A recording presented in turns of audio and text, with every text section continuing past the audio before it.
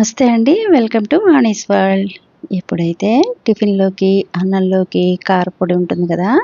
అది ఎలా చేసుకోవాలో చూపిచ్చేస్తాను చూసేయండి.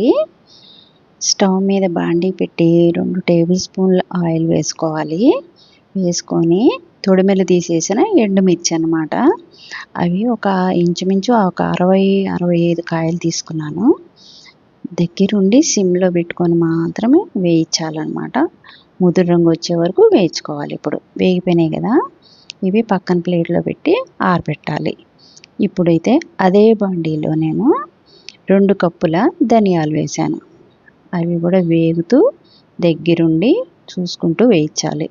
అవి వేగినాక మినపప్పు హాఫ్ కప్ వేశాను. అవి కూడా వేయించేసుకోవాలి. అవి వేగుతున్నప్పుడే మనం చింతపండు కూడా వేయించుకోవాలి. బాలింతలు ఎక్కువ తినకూడదు కనుక బాలింతలు తినే కారపొడిలో చింతపండు తక్కువ వేసుకోవాలి. అవి పచ్చిదనం పోయే వరకు వేయించాలి. అట్లాగే జీలకర్ర అది కూడా హాఫ్ కప్ అన్నమాట. అది కూడా బాగా సిమ్‌లో పెట్టుకొని వేయిస్తూనే దగ్గరుండి వేయించాలన్నమాట.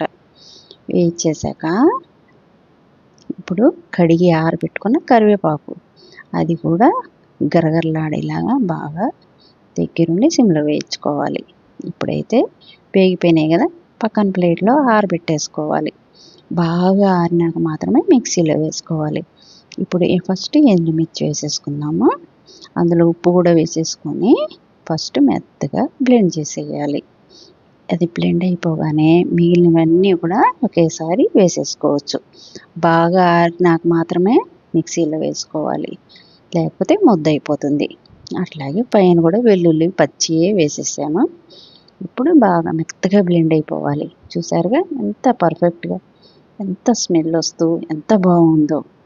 ఇది అట్లా ప్లేట్‌లో వేసేసి ఆరబెట్టి ఒక గాజు పాత్రలో నిల్వ చేసుకోవాలి.